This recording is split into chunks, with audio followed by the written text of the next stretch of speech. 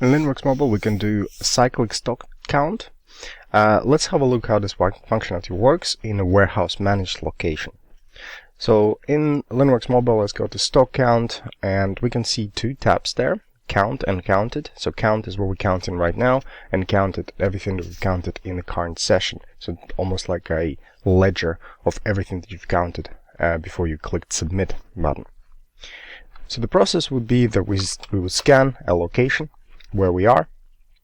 That shows us everything that we have in that location, all the SKUs, all the batches, all the batch information.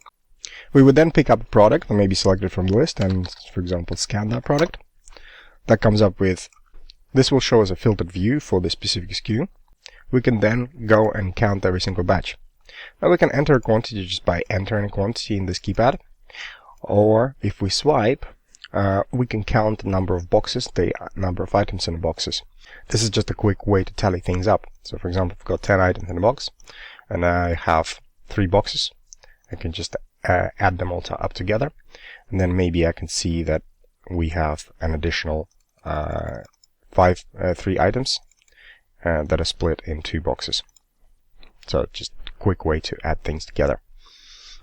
Another way to do the count is to scan each individual item or a box of items. Again, if we have 10 items in a box, I can then scan the barcode of that product. Maybe we can have got that barcode on the box, and that tallies things up together.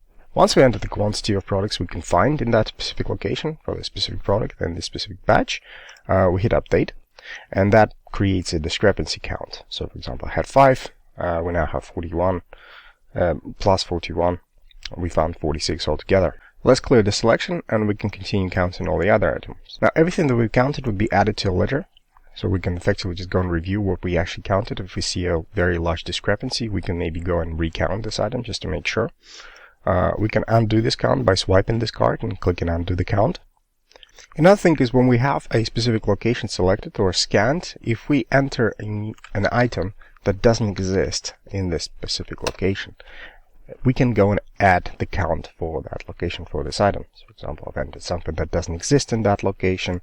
I can now go and count it. So I can say I found 5 items in there, and that will effectively add this item almost like do a book in, stock in for this item in that specific location.